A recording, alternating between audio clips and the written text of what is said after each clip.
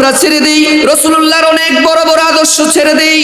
এই দিক দিয়ে লম্বা দাড়ি রাখলাম, টুপি মাথায় দিলাম, জুব্বা পরলাম, ওই দিক দিয়ে মসজিদ থেকে নাইমা গিয়ে আমরা মানুষকে গালি দেই। আছে না নাই? মক্কা মদিনা থেকে হজ কইরা আসে, হজ কইরা আইসা ঝগড়া করে ভাইয়ের সাথে, ভাইয়ের সম্পদ বুঝিয়ে দেয় না? আছে না নাই? ওজনে কম দেয়, খাদ্যে ভেজাল দেয়। আছে না নাই? মিথ্যা কথা বলে, মানুষের গীবত করে, শেকায়াত করে, ঝগড়া করে, ফাসাদ করে, অন্যায় ভাবে মানুষকে ফাঁসিয়ে দেয়। এরকম মানুষ আছে না নাই? তুমি যত বড় হাজী সাহেব হও আর হাজী সাহেব হও, মক্কা মদিনা যদি 100 বার হজ করো, আইসা যদি অন্যের হক নষ্ট করো, বান্দার হক নষ্ট করো, আল্লাহর কসম তোমার সারা জীবনের ইবাদত কবুল হবে না। কোন ইবাদত কবুল হবে না, বান্দার হক নষ্ট করা যাবে না। আর রাসূলুল্লাহর আদর্শ সুন্নত গুলো কিভাবে মানবেন, এটার কয়েকটা থিম আমি আপনাদেরকে দিচ্ছি। এক নাম্বার থিম হচ্ছে রাসূলুল্লাহ সাল্লাল্লাহু আলাইহি সাল্লাম এর একটা হাদিস আমরা মক্তবের মধ্যে অনেক সময় পড়েছি, আখলিস দীনাকা ইয়াকফিকাল আমালুল কলিল। তোমার দিনকে, ইমানকে খাঁটি করো, অল্প আমলেই নাজাতের জন্য যথেষ্ট হইবে। পড়ছি কিনা? কি বলছেন এটাতে একটু মনোযোগ দেন। আমরা মনে করি অনেক আমল করলে আমরা জান্নাতে চলে যাব। বিষয়টা একটু খেয়াল করেন। আখলিস দীনাকা ইয়াকফিকাল আমালুল কলিল, তোমার দিনকে খাঁটি করো, ইমানকে খাঁটি করো, অল্প আমলেই নাজাতের জন্য যথেষ্ট হবে। তোমার দিন, তোমার ইমান যদি সহি থাকে, মজবুত থাকে, ইমানের মধ্যে যদি শিরিক না থাকে, কুফর না থাকে, বেদাত না থাকে, আল্লাহর বিরুদ্ধাচরণ না থাকে, রাসূলুল্লাহর বিরুদ্ধাচরণ যদি না থাকে, ইসলামের বিরুদ্ধাচরণ যদি না থাকে, খালেস দিলে তুমি যেই ইবাদতটা যতটুকু করতে পারো, ফরজগুলো ঠিক রেখে, ফরজ ঠিক রেখে, সুন্নত ঠিক রেখে, অন্যান্য যেই ইবাদতগুলো আছে এগুলা যদি যশ সামান্য করো, অন্যায় কাজ না করে, গুনাহ না করে, যশ সামান্য ইবাদতগুলো যদি করো, এই ইবাদতটাই তোমাকে নাজাত দিবে, এই ইবাদতই তোমার নাজাতের জন্য যথেষ্ট হবে।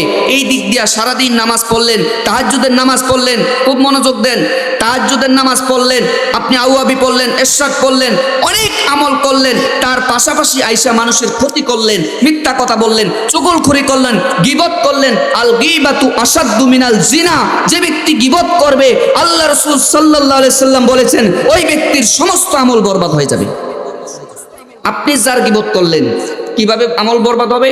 আপনি যার গীবত করলেন, খুব মনোযোগ দেন, সহিহ বুখারীর হাদিস, আপনি যার গীবত করলেন, এক ভাইয়ের গীবত করলেন, আপনি গীবত করার সঙ্গে সঙ্গে আপনার থেকে যত নেক আমল আপনি সারা জীবন কামাইছেন, সমস্ত নেক আমলগুলো তার আমলনামায় ট্রান্সফার হবে। আর সে যত বদ আমল করছে, সমস্ত বদ আমলগুলো আপনার আমলনামায় ট্রান্সফার হবে। আপনার এইভাবে সমস্ত আমলগুলো আস্তে আস্তে বেনিশ হতে থাকবে। হাসরের ময়দানে, বুখারী শরীফের হাদিস, মুসলিম শরীফের হাদিস, রাসূল করিম সাল্লাল্লাহু আলাইহি সাল্লাম বলেছেন, যে ব্যক্তি গীবত করে, মানুষের গীবত করে, হাসরের ময়দানে ওই ব্যক্তির আমলনামাগুলো কিভাবে ধ্বংস হবে জানো? ওই ব্যক্তির আমলনামাগুলো ধ্বংস হবে খড়কুটার মধ্যে যখন কেরোসিন দিয়ে যখন আগুন জ্বালিয়ে দেয়, আগুন জ্বালিয়ে দেওয়ার সঙ্গে সঙ্গে ধাউ ধাউ করে জ্বলতে থাকে, জ্বলতে জ্বলতে 1-2 সেকেন্ড 5 সেকেন্ডের মধ্যে যেমন বেনিশ হয়ে যায়, হাসরের ময়দানে ওই ব্যক্তির আমলগুলো এইভাবে জ্বলে পড়ে, অর্থাৎ তার আমলগুলো সব ধ্বংস হয়ে যাবে, আমলগুলো বেনিশ হয়ে যাবে, আপনার সমস্ত আমল নষ্ট হয়ে যাবে সেদিন। আর গীবত করবেন কোনোদিন? কথা কয় না কা? কারো গীবত করবেন? সারাদিন সারা রাত ওয়াজ শুনে কোনো লাভ নাই যদি আমল না করেন। দুই একটা আমল জীবনের মধ্যে ঢুকান। গীবত করবেন না, অন্যের হক নষ্ট করবেন না, বান্দার হক নষ্ট করবেন না, নামাজ ঠিক মতো পড়বেন, 5 ওয়াক্ত নামাজ আদায় করার চেষ্টা করবেন না। শুধু না, 5 ওয়াক্ত নামাজ পড়তেই হবে।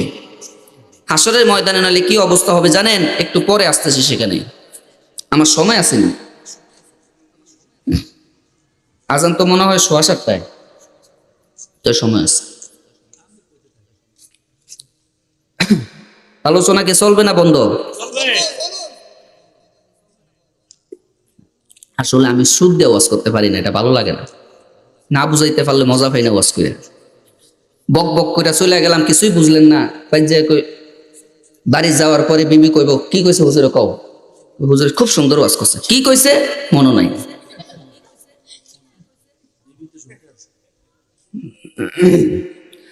তিন নম্বরে, সমস্ত নবী রাসূলগণ যে বিষয়ে একমত ছিলেন সেটা হচ্ছে নামাজ। এই যে নামাজের মধ্যে ঢুকলাম, এক নম্বরে কি ওয়াহদানিয়া, আল্লাহ এক। দুই নম্বরে রাসূল সাল্লাল্লাহু আলাইহি সাল্লামের রিসালাত। তিন নম্বর হচ্ছে নামাজ। পূর্বের কোন নবী রাসূল আসেন নাই, এমন কোন একজন নবী আসেন নাই যারা নিজেরা নামাজ পড়েন নাই, উম্মতদেরকে নামাজের কথা বলেন নাই। প্রত্যেক নবী রাসূলগণ নিজেরা নামাজ পড়েছেন, উম্মতদেরকে নামাজের দাওয়াত দিয়েছেন। নামাজের দাওয়াত দিয়েছেন কিভাবে? ওয়াদা উসসালা বলে নামাজের দাওয়াত দেন নাই, ওয়াকিমুস সালাহ বলে নামাজের দাওয়াত দিয়েছেন।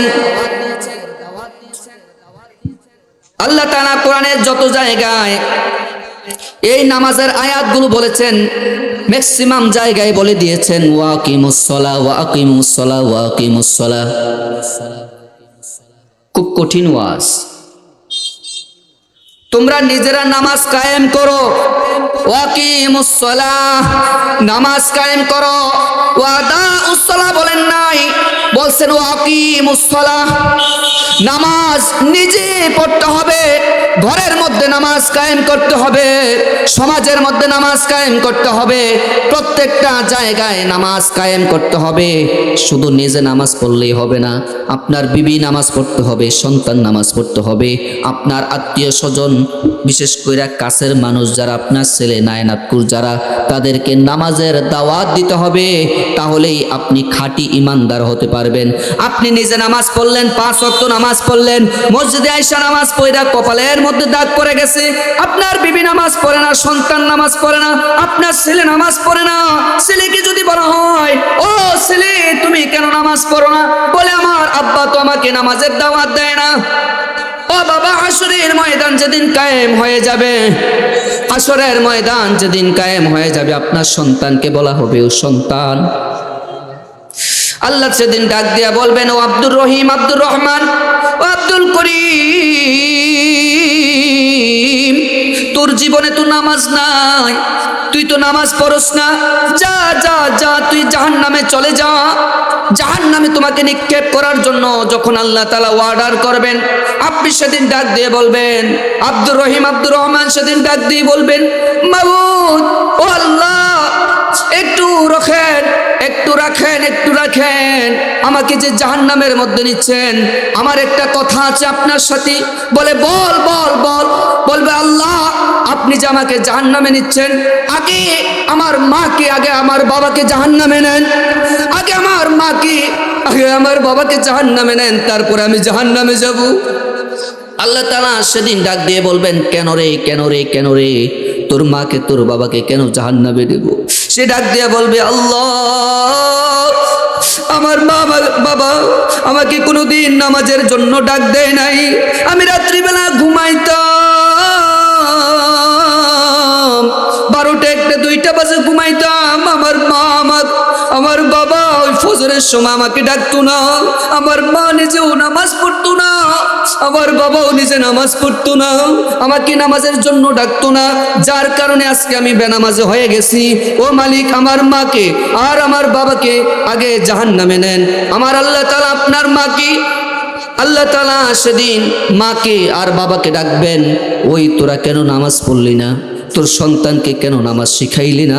তারা বলবে, আল্লাহ আমার মা বাবাও তো আমাকে নামাজ শিখায় নাই, আমার মা বাবাও তো আমাকে নামাজের জন্য দাওয়াত দেয় নাই, নামাজের জন্য তো আমাকে মারে নাই, আমরা নিজেরও নামাজ পড়ি না, সন্তানদেরকেও নামাজ শিখাই না। ও নওগাঁর মুসলমান, তোমাদের হাতে ধরি পায়ে পড়ি রে মুসলমান, তোমাদের সন্তানদেরকে নামাজ শিখাও, নামাজ শিখাও, নামাজ শিখাও। ছোট্টবেলা যখন সন্তানগুলো আস্তে আস্তে বুঝের হয়ে যায়, তাকে সঙ্গে নিয়ে নামাজ পড়া শুরু করো, তাকে আস্তে আস্তে নামাজ শিখাও, তাকে আস্তে আস্তে ওযু শিখাও, তাকে আস্তে আস্তে তোমার সঙ্গে সঙ্গে ধৈর্য ধৈর্য নামাজের নিয়ম কানুন শিখাও। এই সন্তানটাকে যখন তুমি নামাজের নিয়ম শিখাইবা, যখন তুমি ইলমে দিনগুলা শিখে ফেলবা, নামাজ শিখাইবা, মাসলা মাসাইল শিখাইবা, সকালবেলা মক্তবের মধ্যে কোরআন শিখাইবা, এই সন্তানটা বড় হইলে যদি ডাক্তারও হয়, ইঞ্জিনিয়ারও হয়, ব্যারিস্টার ম্যাজিস্ট্রেটও যদি হয়, ওই ছেলেটা কোনোদিন নামাজ ছাড়বে না।